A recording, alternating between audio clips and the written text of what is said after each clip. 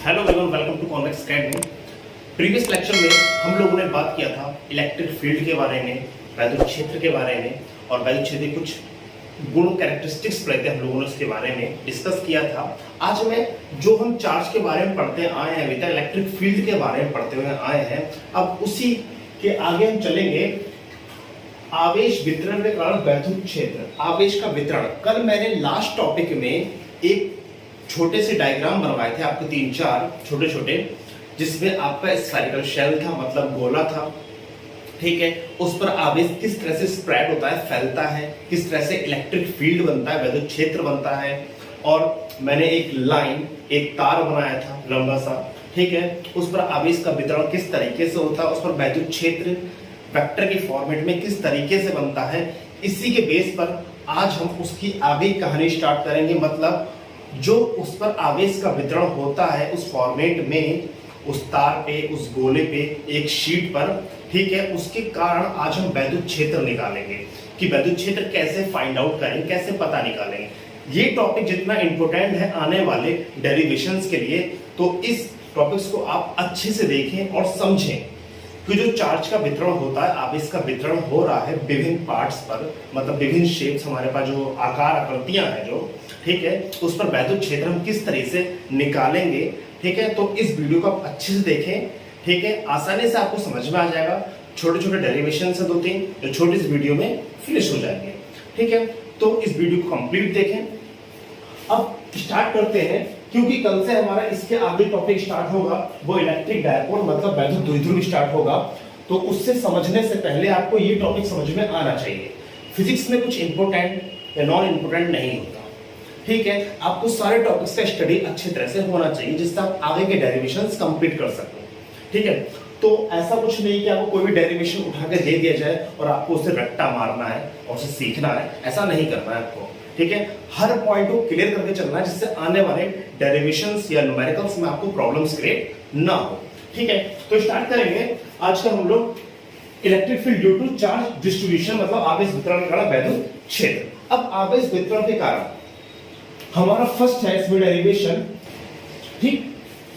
रेखीय मतलब एक लाइन की बात कर रहे हैं हम लोग। उस लाइन पर मतलब हमने क्या किया, धातु का एक तार लिया, ठीक है, उस तार को हमने आवेशित किया। अब आवेश करने पर उस पर प्लस चार्ज आएगा। अब प्लस चार्ज आने से वो प्लस चार्ज इस पर फिल हो जाएगा, इसके अंदर भर जाएगा। वो किसके कारण भरेगा, जो कल मैंने बताया था, किसके, प्रतिकर्षण के कारण, ठीक है। उस पर रिपल्सन लगेगा, मतलब एक चार्ज आएगा, हम दूसरा आवेश देंगे तो फिर ये चार्ज दूर भाग जाएगा, फिर तीसरा, चौथा, पांचवा, छठा, सातवां, ऐसे ही पूरी तरह से फिल हो जाएगा, ठीक, पूरी तरह से फिल हो जाएगा और इस पर आवेश आ जाएगा। अब आवेश जब किसी धातु, किसी चालक पर जब आता है तो वो अपनी जगह खुद बनाता है। क्यों?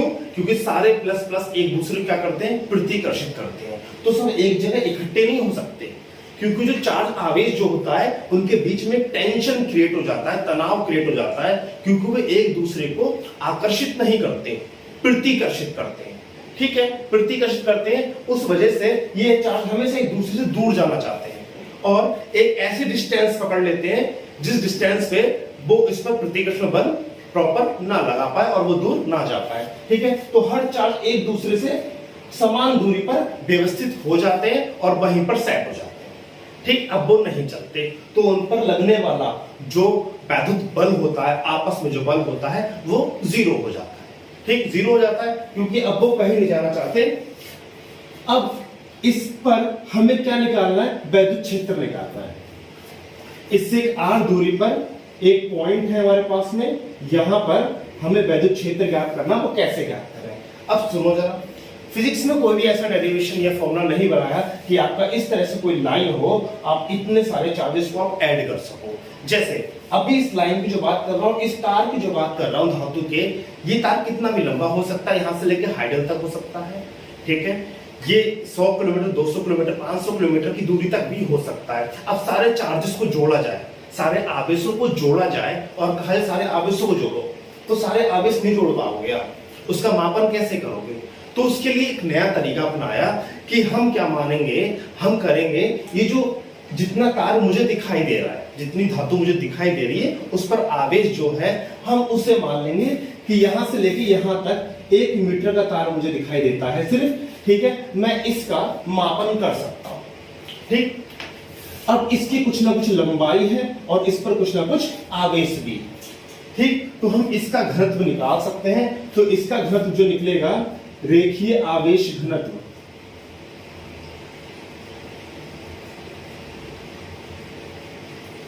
लैम्डा, ठीक। हम इसका घनत्व निकालना चाहते हैं, इसका घनत्व कितना है, ठीक। अगर इस 1 मीटर के तार के आवेश की बात करूं तो इसके लिए हम एक फॉर्मूला बनाते हैं। उस फॉर्मूले को आप अच्छी तरह से याद रखना, वो आगे भी बहुत काम आने वाला है, ठीक है। फॉर्मूला है चार्ज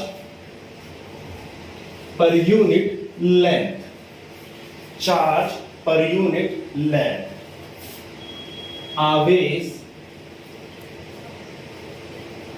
प्रति एकांक लंबाई।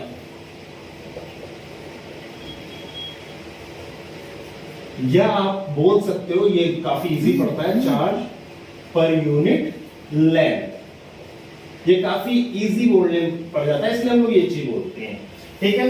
चार्ज पर यूनिट लेंथ मतलब इस लंबाई पर कितना आवेश, वो उसका आवेश घनत्व होगा, ठीक है। हम इस तरह से निकालेंगे। अब हमारे पास में जो फॉर्मूला है वो फॉर्मूला बिंदु आवेश के लिए है, वैद्युत क्षेत्र निकालना, ठीक है। जो मैंने 2 दिन पहले आपको लेक्चर में बताया था कि वैद्युत क्षेत्र, जो बिंदु आवेश के कारण वैद्युत क्षेत्र निकलता है, वो क्या निकलता है, बिंदु 1/4 pi epsilon not Q upon R square, ठीक है। ये निकल कर आया था हमारा। अब ये बिंदु आवेश के लिए है। अब ये कोई बिंदु नहीं, ये कोई बिंदु नहीं है, तो इसे हम कैसे सॉल्व करेंगे? तो इसे सॉल्व करने के लिए हमने क्या किया, हमने इतनी छोटी लंबाई ना लेकर हमने एक स्मॉलेस्ट लेंथ ले ली। अभी क्या था, जो लंबाई मैंने ली थी एकांक मतलब 1 मीटर की, उस पर आवेश प्रति एकांक लंबाई ले दिया। अब मैं क्या लेना चाहता हूं, बिंदु आवेश का ही फॉर्मूला मेरे पास में है, तो इसी की बेस पर ही सॉल्व कर सकते हैं। तो बिंदु आवेश के लिए बहुत छोटी सी लेंथ लूंगा। छोटी सी लेंथ का मतलब क्या है, आप उसे ध्यान से समझो। यहां पर जब मैंने 1 मीटर की लंबाई ली और उस पर कुल आवेश निकाला तो लैम्डा एल निकल कर आया। इतनी बात समझ में आई, ठीक। अब इसका मेन पर्पस क्या, उसे ध्यान से समझो, ठीक है। हम किस तरह से कैलकुलेशन करेंगे। अब यहां से लेके लंबाई चाहे 100 किलोमीटर तक लंबा तार हो या 500 किलोमीटर तक लंबा तार हो, अब यहां पर जो करंट आता है, चार्ज आते हैं, वो वायर तार के द्वारा आते हैं, ठीक। हाइडल से आते हैं, वो हाइडल पता नहीं कहां पर है, ठीक। अब हम उस पर आवेश का मापन किस तरीके से करें, तो इस पर ध्यान से देखो जरा। मुझे जितना तार दिखाई दे रहा था, मैंने उसी तार के बेस पर ये फॉर्मूला निकाल लिया, ठीक। मुझे L लंबाई का तार दिखाई दिया, ठीक। तो मैंने L पर पूछा कितना आवेश है, तो मैंने कहा L को आप क्या करो, लैम्डा से मल्टीप्लाई कर दो, तो इस पर लैम्डा L आवेश आ गया। कितना आवेश आ गया, लैम्डा L, इतना आवेश आ गया, ठीक। अब मैं पूछूं इसकी लंबाई अगर 10 है तो 10 को आप लैम्डा से मल्टीप्लाई कर दो, तो 10 लैम्डा आ गया, कुल आवेश ये आ गया। अब मैं बात करूं कि एक बहुत छोटी सी लेंथ, एक बहुत छोटी सी लेंथ, छोटी सी लेंथ मतलब मैंने यहां से लेके यहां तक माना और उस पर आवेश है dq, एक छोटी सी लेंथ यहां से लेके यहां तक की, ठीक। अब इस लेंथ के बारे में समझो।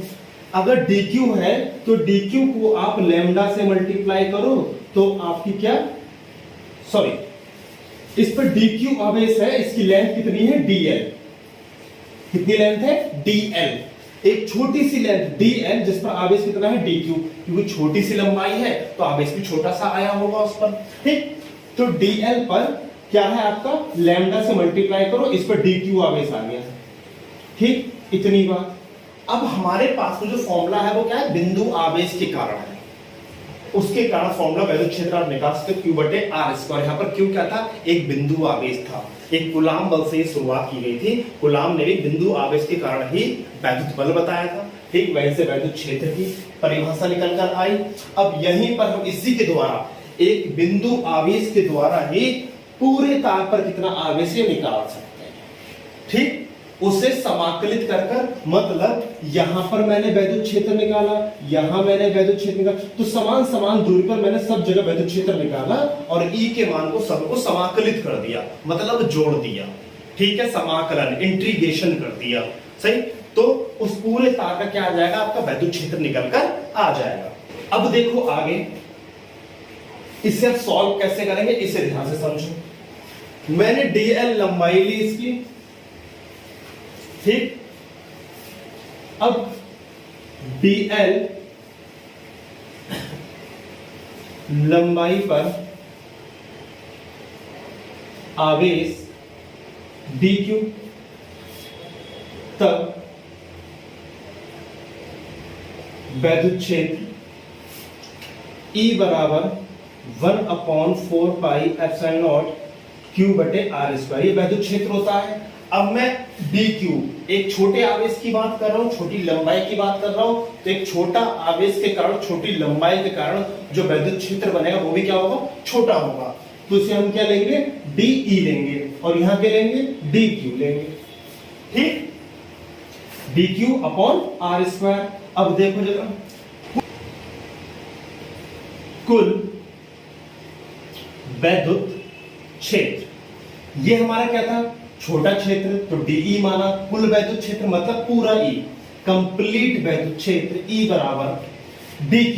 अब dQ का मान क्या आएगा, मैंने क्या बोला, इस पर कितना घनत्व, तो चार्ज पर यूनिट लेंथ, आवेश प्रति एकांक लंबाई। अब छोटा सा घनत्व है, ठीक है, तो इसका घनत्व क्या हो जाएगा, तो चार्ज पर यूनिट लेंथ, छोटा सा आवेश छोटी सी लंबाई पर, ठीक। तो dq को हमारे यहां से क्या निकल कर आएगा, लैम्डा dl, ये निकल कर आएगा। तो dq को जगह रख दो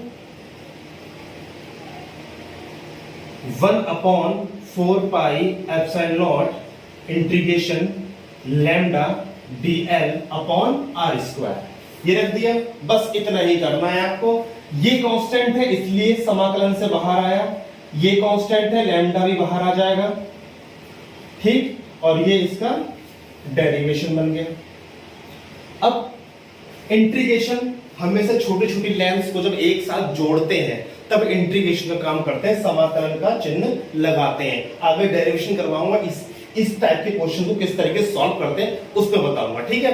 तो इसका डेरिवेशन इतना ही है, इसे आप अच्छे से समझ लेना, ठीक। अब जो आगे हम करेंगे ये था रेखीय आवेश वितरण, ठीक। अब आगे जो आएगा हम एक शीट के आधार पर करेंगे, जो शीट होती है हमारी, जिसका कुछ क्षेत्र होता है, लंबाई गुणा चौड़ाई होता है, उस पर आवेश किस तरह से वितरित होता है और उसका वैद्युत क्षेत्र हम कैसे निकालेंगे, ठीक। सेम प्रोसीजर यही रहेगा, सेम प्रोसीजर इस तरीके का रहेगा, ठीक। थोड़ा सा बदलाव यहां पर आ जाएगा क्योंकि यहां पर लंबाई ली गई है लेंथ, तो L लेंथ थी यहां पर, और वहां पर क्या क्षेत्रफल आएगा, एरिया आएगा, तो वहां पर A लेकर चलेंगे, ठीक। इससे आप ध्यान से देखते हैं नेक्स्ट इसका डेरिवेशन। अब देखते हैं क्षेत्रीय आवेश वितरण। क्षेत्रीय आवेश वितरण के बारे में देखो क्या क्या समझना है आपको। हमारे पास में एक शीट है, ठीक, जिसकी लंबाई और चौड़ाई दे रखी है आपको। मैंने क्या किया, एक रॉड लिया, उस रॉड पर मैंने आवेश किया, आवेशित किया, उसमें चार्ज आ गया, और चार्ज मैंने क्या किया, उस शीट के अंदर, उस धातु की शीट के अंदर डाल दिया, ठीक, बीचों बीचों मैंने अंदर डाल दिया। और वो आवेश का क्या हुआ, उस आवेश को मैंने जब विद्युत दर से, इलेक्ट्रोस्कोप मैंने आपको बताया था, आवेश को चेक करने का एक यंत्र होता है, उससे मैंने चेक किया और उस रॉड पर टच किया। मैंने टच करने पर पता क्या चला, उस रॉड पर चार्ज नहीं है। उस रॉड पर चार्ज नहीं है तो कहां गया, तो वो चार्ज आपके इस सीट के पृष्ठ पर आ गया।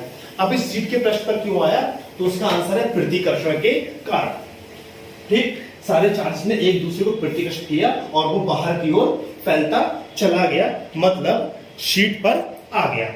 अब देखो इस शीट पर वो चार्ज आ गया, उस शीट से r दूरी पर एक पॉइंट P है जहां पर मुझे वैद्युत क्षेत्र ज्ञात करना है। अब वही सेम कहानी जो पिछले डेरिवेशन में थी, इसका कुछ ना कुछ क्षेत्रफल है, और वो क्षेत्रफल कितना है, a, क्योंकि वहां पर एक धातु का तार था, उसकी लंबाई L थी, तो वहां पर लंबाई ली गई थी L, और यहां पर क्या क्षेत्रफल है, एक शीट है, तो वहां पर मैंने क्या लिया, उसका क्षेत्रफल होगा, ठीक, लंबाई गुणा चौड़ाई क्षेत्रफल होगा। तो इसे क्षेत्रीय आवेश घनत्व इसका क्या हो जाएगा, चार्ज पर यूनिट एरिया, आवेश प्रति एकांक क्षेत्रफल, मतलब उसके एकांक क्षेत्रफल पर उसका आवेश कितना है, उसी को आवेश घनत्व सिग्मा बोलेंगे, लैम्डा नहीं, लैम्डा रेखीय आवेश घनत्व को बोलेंगे और सिग्मा क्षेत्रीय आवेश घनत्व को। अब आगे देखो, Q बराबर सिग्मा ए, ये कुल आवेश आ गया सिग्मा इंटू ए। इतना हमने वहां पर लंबाई लिया तो L लेकर चल रहे थे, सही है, और यहां पर क्षेत्र लिया तो A लेकर चल रहे हैं, ठीक। अब आगे देखो, बिंदु आवेश के कारण विद्युत क्षेत्र E बराबर 1/4 Q बटे R स्क्वायर सेम है, ठीक। वहां पर स्मॉल लंबाई थी, छोटी सी लंबाई थी dl, यहाँ पर छोटा सा क्षेत्रफल लिया है हमने, यहाँ पर ds, कोई सा भी पार्ट ले लो आप क्षेत्रफल का, ds लिया है, उस क्षेत्रफल r दूरी पर हमें क्या करना है, विद्युत क्षेत्र ज्ञात करना है, जिसका छोटा सा आवेश dq है। तब छोटा क्षेत्रफल क्या हो जाएगा, de 1/4 pi epsilon not dq upon r square, ये आ जाएगा, ओके। अब आगे देखो, de तब कुल विद्युत क्षेत्र E बराबर 1/4 पाई एप्सिलॉन नॉट, इंटीग्रेशन का साइन लेंगे, dq क्या होगा, dq क्या हो जाएगा, सिग्मा dA, सिग्मा dA ये आ जाएगा, ठीक। तो सिग्मा dA बटे R स्क्वायर, सिग्मा क्या है, ये भी कांस्टेंट होगा, सिग्मा को बाहर ले लो, ठीक। ये इसका फॉर्मूला बन गया। इंटीग्रेशन क्यों लेते हैं, मैं नेक्स्ट वीडियो में आपको बताऊंगा इसे किस तरीके से सॉल्व करते हैं, ठीक है। ये आपका क्षेत्रीय आवेश घनत्व हो गया। अब इसी तरह से सेम हम आगे वाला टॉपिक, लास्ट टॉपिक है इस वीडियो को, ठीक है, गोलीय आवेश वितरण, मतलब एक गोले पर आवेश का वितरण किस तरीके से होता है। तो नेक्स्ट है आपका आयतन में आवेश वितरण, मतलब एक गोले की बात कर रहे हैं, गोले के आयतन में आवेश का वितरण किस तरीके से होता है, ठीक। अब गोला मतलब इस पृथ्वी का आवेश का मापन किया जाए पृथ्वी पर, या फिर बादलों में हवा के कारण जब फ्रिक्शन होता है, घर्षण होता है, तो जो बादल होते हैं वो क्या आवेशित हो जाते हैं, तो उस पर आवेश का मापन किस तरीके से किया जाए, ठीक है। हवाएं चलती हैं, गरजते हैं बादल, तो फ्रिक्शन होता है, घर्षण होता है, तो वो भी आवेशित हो जाते हैं, तो उस पर आवेश का मापन किस तरीके से करें, तो उसका एक एग्जांपल है आयतन में आवेश वितरण, मतलब किसी गोले के आयतन में, ठीक है, लिख लेना, गोले के आयतन में आवेश वितरण मतलब वॉल्यूमेट्रिक चार्ज डिस्ट्रीब्यूशन, ठीक है। इसे हम सॉल्व करेंगे। अब देखो, मैंने पास में एक गोला लिया है मैंने, और उसे आवेशित किया है, और उसके पृष्ठ पर क्या आ गया है, सारा आवेश आ गया है, और मैंने इससे छोटा सा पार्ट में एक डीवी पॉइंट, मतलब छोटा सा वॉल्यूम लिया है, एक छोटा सा आयतन लिया है डीवी, जिसका मुझे विद्युत क्षेत्र इससे r दूरी पर निकालना है, कितना विद्युत क्षेत्र है यहाँ पर, इसके द्वारा बनने वाला विद्युत क्षेत्र कितना है। अब इसे देखते हैं, सेम वही थ्योरी, घनत्व रो, अब यहां पर रो लेंगे, रो RHO, इसे रो बोलते हैं, ठीक है, ये भी एक सिंबल है फिजिक्स का, ओके। तो रो यहां पर लेंगे हम, रो फर्स्ट वाले में रेखीय आवेश घनत्व में लैम्डा, सिग्मा किसके लिए लिया, क्षेत्रफल के लिए, और रो लिया आयतन के लिए। तो charge per unit volume, volume के लिए रहा आयतन, क्योंकि गोला है, धातु का गोला है, उसमें किस तरह से आवेश भरा हुआ है, ठीक। तो आयतन लेंगे हम गोले का, जाहिर सी बात है, ठीक। तो आवेश प्रति एकांक आयतन, चार्ज पर यूनिट वॉल्यूम। अब बिंदु आवेश के कारण विद्युत क्षेत्र E बराबर 1/4 Q अपॉन R स्क्वायर, ये आ गया। dV आयतन में आवेश dQ है, तब विद्युत क्षेत्र उसके कारण क्या रहेगा, तो देखो dE बराबर 1/4 pi epsilon not dQ upon R square, ये रहेगा, आपको पता है, ठीक। सेम प्रोसेस कर रहे हैं। अब यहां पर dQ की वैल्यू निकाल लो, तो dQ क्या आ जाएगा, रो dV, ये आ जाएगा, ठीक। रो dV से रखेंगे, तब कुल विद्युत क्षेत्र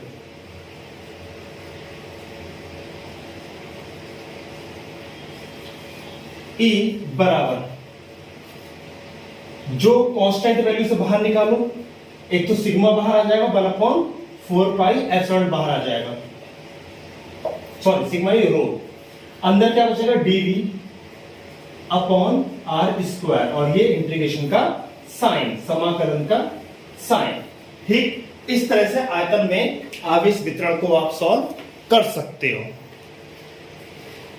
सो ये आपका आवेश किस तरह से हम वितरित करते हैं, विभिन्न टाइप की बॉडी जो होती है, आकृतियां जो होती हैं, अब इसका वितरण इस तरीके से होता है। तो अब इससे आगे चलेंगे हम लोग बैक द्विध्रुव में नेक्स्ट वीडियो में। ठीक है, इस वीडियो को अच्छे से समझ लें, अच्छे से देखें। ठीक है, इसे किस तरीके से सॉल्व किया गया है जिससे आने वाले डेरिवेशन में आपको कोई दिक्कत ना हो। ठीक है, तो आज के लिए इतना ही। Thank you so much, take care and bye bye.